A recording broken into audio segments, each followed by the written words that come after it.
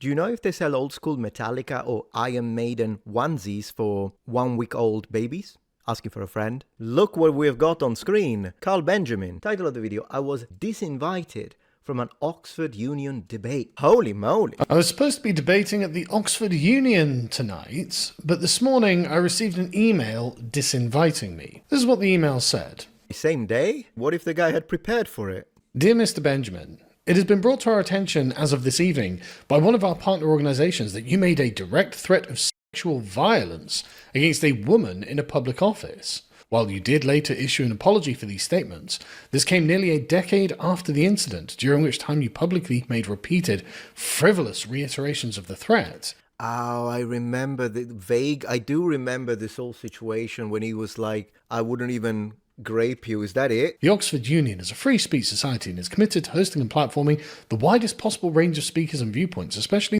I don't know then. I mean, free speech in the United Kingdom, I'm not sure if the two things match. especially those viewpoints that are underrepresented due to controversy in academic spaces, but held by significant sections of society. Okay. However, the right to free speech does not and has never extended to threatening sexual violence against others. Right. Therefore, the Oxford Union has taken the view that the only appropriate course of action would be for us to rescind your invitation to its week 1 debate. This is quite the email, and before I begin, I just want to express that I don't feel that this is a free speech issue. It's their debating society. They can invite or disinvite whoever they like for whatever reason they like. Actually, that's a good point because free speech involves the government. Yeah, I don't, back in the day when he made those statements, I wasn't that involved with politics, I'm going to be honest with you, so I don't know the full picture, so I'm going to see what he says about it. It sounds to me like it was a joke in poor taste rather than a direct threat of SA, but regardless of whether you think, oh no, it was so inappropriate, the apology is not enough that he issued, because he did issue an apology, right?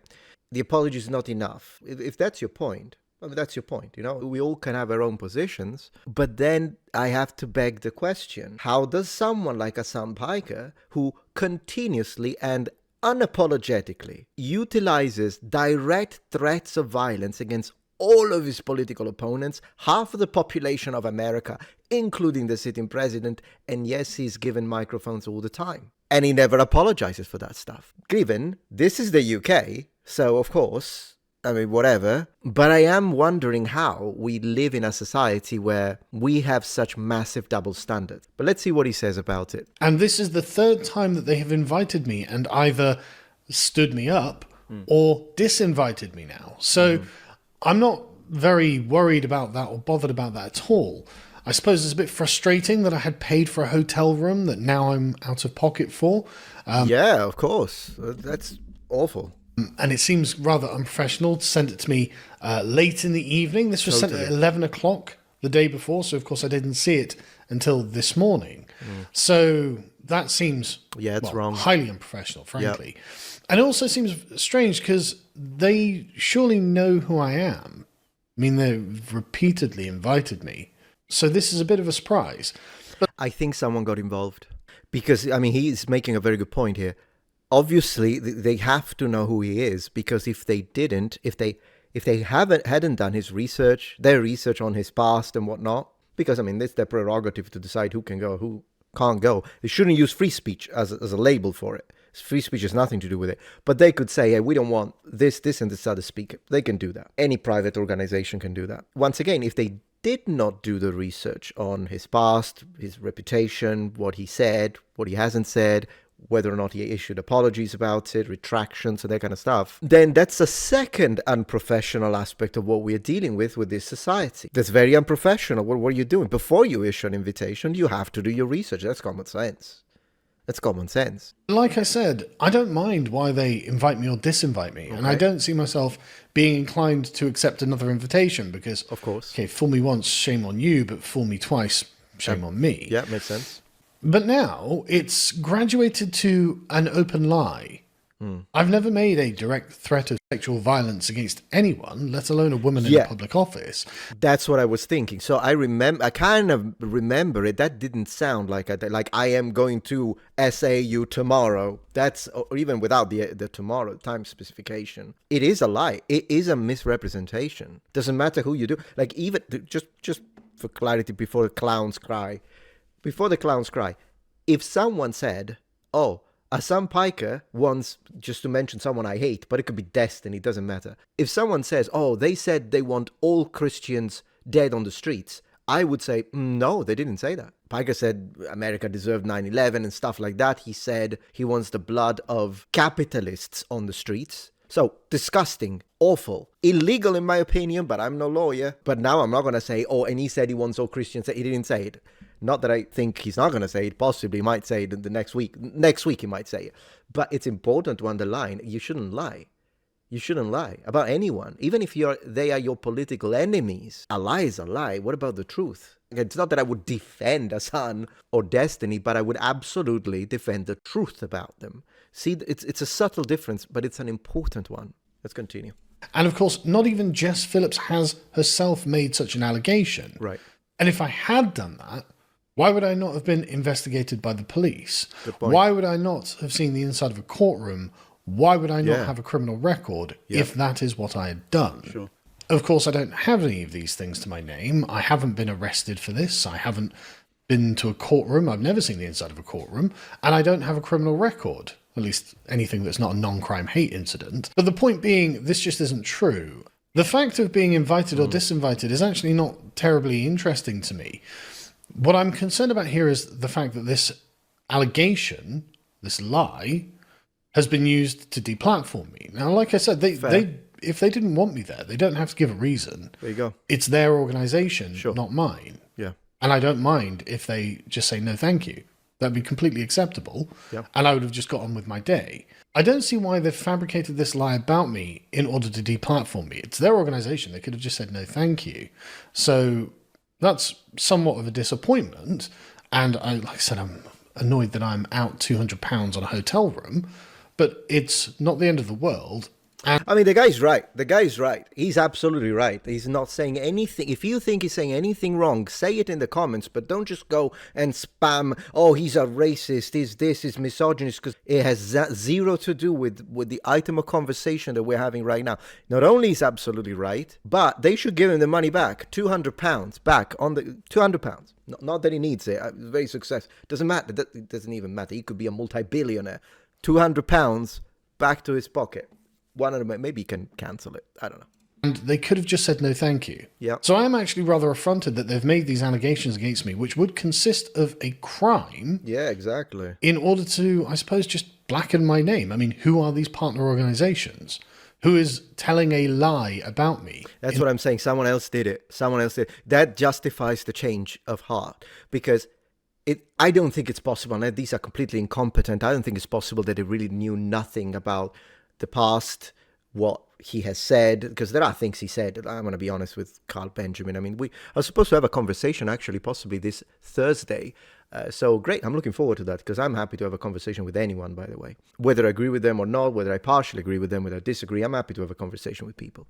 And the thing is that, yeah, there are a few things, and I can tell him directly, there are a few things he said in the past that I found inappropriate. But he changed. At least in my opinion, he changed. And I always give a chance to people to change for the better, to change for the positive. And regardless of that, this is ridiculous. He's absolutely in the right. And I think there is someone, I don't think it's reasonable that these people is that level of unprofessionalism that they didn't know anything about the things that he has said in the past. But I think that the reality is that I think they knew exactly who he was. They decided, oh, it's fine. It's an underrepresented voice. Let's have him come have a conversation. And then someone said no. Some suit above said, no, you're not having him here. And so they had to fabricate the lie. But if you have to lie about it, then one more reason for him to go on the platform and allow him.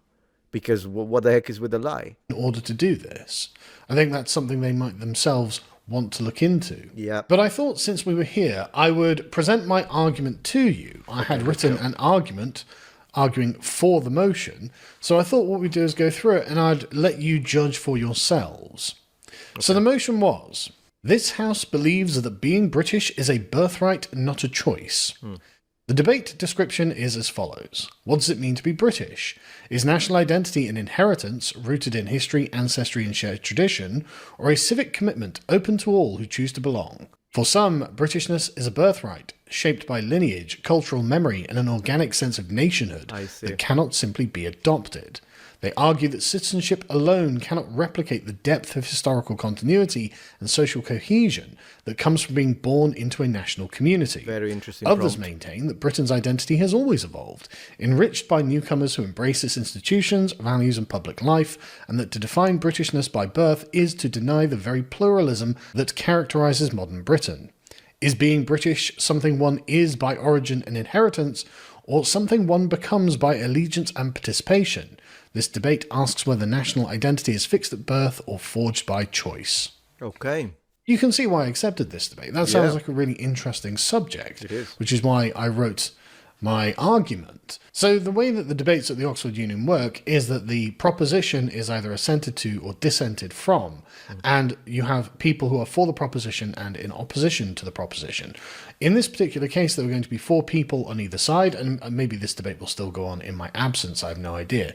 Maybe they find someone at short notice to replace me. But on my side of the argument was going to be Professor Eric Kaufman, Sarah Lunawat as a student speaker, and Imran Rasiwala as a competitive debater. And in opposition was going to be Sir Vince Cable, Albi Amankona, Sanjita Miska, and the Chief of Staff at the Oxford Union, Charlotte Wilde. So I'd like to apologise to those people that I won't be able to engage them in this debate. Yeah. So this is the argument that I would have made, and I'm going to make it without any edits. So I'm going to do my best to speak as I would have done. Let's see if I agree or disagree. How about that? Because I do have my own thoughts when it comes to that, but let's see. The affirmative proposition is obviously and almost trivially true. Nation comes from the Latin natio, meaning birth, origin, breed, or race, and ethnic comes from the Greek ethnos, meaning roughly the same. A nation, or ethnos, is commonly defined as a group of people connected by shared bonds of ancestry, locality, society, and history. The British people, that is, the people of the British Isles then, are the English, Scottish, Welsh, and Irish. Your nation is indeed a web of bloodlines that carries with it an inevitable inheritance of tradition, custom, and situatedness. It's an entire worldview. It is both material and metaphysical, and you have no choice in the matter. In short, national identity is an essential characteristic of a person and cannot be separated from them, nor merely adopted out of convenience. I mean, so far, I mostly agree with him. I will say that I'll make an exception that he might make too, but I would make an exception over citizenship. So I think citizenship can be extended to people who were not born. I mean, I'm going through citizenship of America as well. Right now, in fact, I'm going through the whole process, and citizenship is fine, and you can absolutely be welcomed into a community. This is not a matter of exclusion, but it is a matter of defending what it means to be an Italian, what it means to be a Frenchman, what it means to be an Englishman or a British person, if you want to extend it to the entirety of the British Isles, as opposed to foreigners. I mean, the distinction is obvious. It exists. Isn't it interesting that the people that usually say, once again, I'm going to say Muhammad. Why are you saying Muhammad? Why are you fixating on that? Because it's the most common boy name in the UK right now? I'm just going to use it rather than George. They say Muhammad, who arrived last week, is just as English as all of you from England who have been here since you took over the Britannics. Yet, white Americans who have been living in America for like a few centuries now, oh, it's stolen land. Belongs to the natives. Which one is it? The reality, though, is that when we connect to race, then this would be my only area of discussion. But what if someone is like a third generation British, even though they may be originally, so they're not going to look like him, right? Let's say that they originally come from a former colony, for instance, so they come from a completely different place. But they're third generation British. Are they now as English as someone who is of Anglo-Saxon descent? And in my opinion, that's absolutely fine. I agree with him, but the strictness kind of dies out with second generation with me. So I don't really make it ethnic or genetic per se. It's still an obvious case that the majority of those we consider to be English or of English stock, let's focus on England for a moment, look in a certain way. They are white, West European people of Anglo-Saxon, Norman, and sometimes even like there is some Danish in their descent. These are the majority. So they result in the most common idea of someone saying, close your eyes, imagine an Englishman. We all know what to imagine. The majority of people, if you ask you to do that, close your eyes, imagine an Englishman describe it. They're not going to describe an Indian. They're not going to describe Mohammed. Okay? Let's just be real. But at the same time, there is a percentage within that of people that maybe they were born in England and then their children are born in England. I mean, these can be English. If the English is the only language they speak, the only culture they know, to me, they're English, even if they don't look like the stereotypical English person. They're going to be a minority, though, and it's important to understand that. First generation is the part that becomes complicated, and I think that's the section which has to do with choice. I want to see what else he says about that, because, I mean, if people want citizenship, yes, but you're not British. You're not as English as an Englishman. You can be accepted if you are willing to assimilate, if you learn the language, if you respect the culture. I have nothing against legal immigration within certain boundaries and understanding. But you're not as English as another Englishman. Your son may be. That's a distinction I make. No person is born outside of this inheritance. It informs everything, from the big issues upon which we debate to the smallest habits and prejudices we don't even notice. Yeah. The identity you carry from that inheritance is the sum of innumerable negotiations you have had throughout the course of your life between people like you and people not like you. Your identity is dialogical and formed by identifying what you are relative to what you are not. Moreover, the counter-proposition on whether being British is a mere civic commitment is contingent on the existence of the first. Mm-hmm. How would we identify what British civic life were we not to examine and extract what it is from the active civic participation of the ethnos itself? So I agree with this. Do keep in mind that ethnos doesn't just mean race, for those who may be confused by the term applied. Ethnicity, it's different from racial because it includes culture, religion, language. Okay? Usually there is a common genomic ancestry, but those are the elements that are as important as the genomic ancestry as well. So that's an important aspect. Makes sense. Let's see how he continues to defend the point. What possible characteristics could a British civic identity possess if it were merely a geographical occurrence? Why would it only be limited to the British Isles, and why would it not spontaneously occur in other parts of the world were that the case? The institutions, values, and public life are all expressions of the ethnos that the counter-proposition would seek to deny or sublimate, and these are all predicated on the habitual cultural life and unique history of the nation.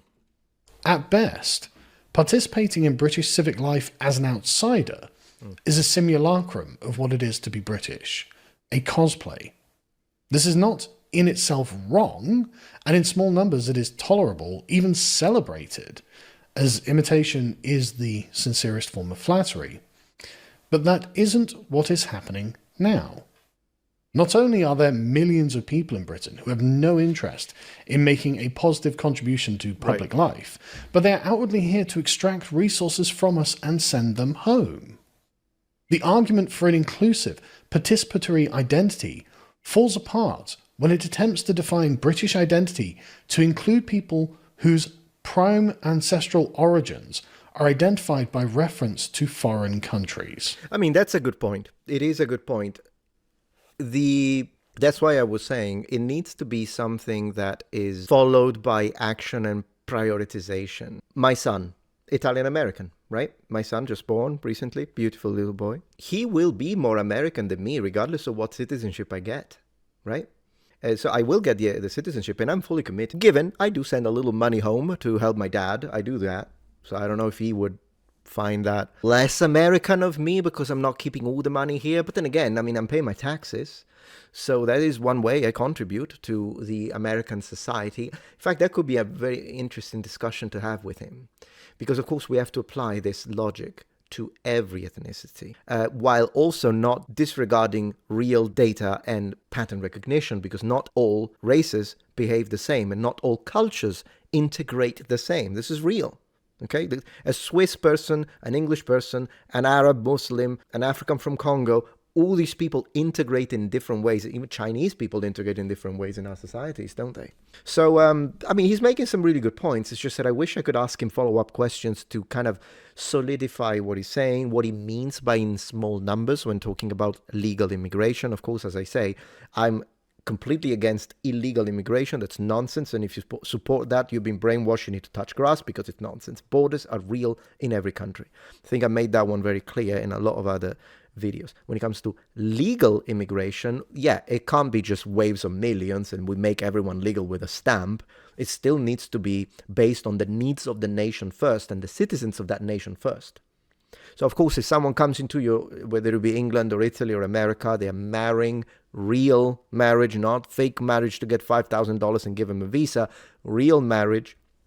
Who am I to go against that? They go through the legal process. The person comes in. I mean, if they really want to marry a citizen of that country, I'm sure they're going to be ready to provide, get a job, integrate, learn the language, and do all that. It's fine. They don't bring hate. They don't bring all of that stuff. But unfortunately, a lot of the people that he's mentioning do. They bring hatred. They bring their culture, and they want to bully the current cultures. This happens in Italy a lot. Like a lot of these immigrants saying, remove the crosses from the schools because they offend us. Absolutely not. Go back home then. So it really depends. It's very dependent, isn't it, on the individual.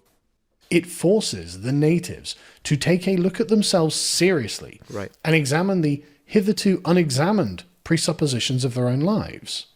Walking around the streets of London, Birmingham, Luton, Leicester, and numerous other towns in England, including my own town of Swindon, makes me realise that these people are not British.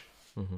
They are not replicating a culture that is native to the British Isles. Okay. They are Fair. imported people who have brought their foreign cultures here and are replicating them on our soil. A lot of the times this is true. They are, for want of a better word, colonists. It becomes apparent that we are in fact still trapped in the paradigm of empire. Again, it is in the very definition of this debate. The empire is a collection of institutions informed by certain values which form its public life that exists separate from a people.